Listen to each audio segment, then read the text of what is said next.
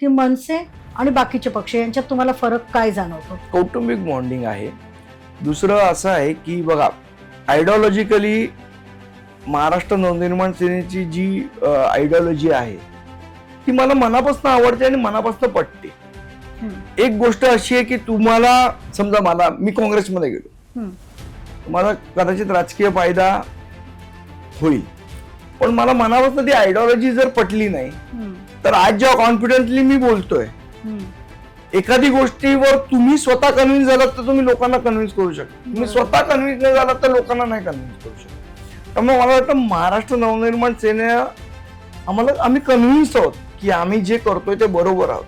त्यामुळे आमच्या बोलण्यामधला कॉन्फिडन्स तुम्हाला दिसतो. बरोबर, ठामपणे आम्ही जे बोलतो किंवा साहेब बोलतात, कारण आम्ही कन्व्हिन्स आहोत की आपण जे करतोय ते बरोबर करतो.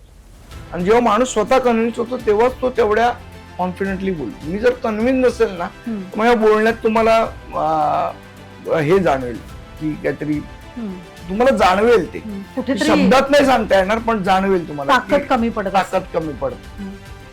तो बेसिक फरक आहे.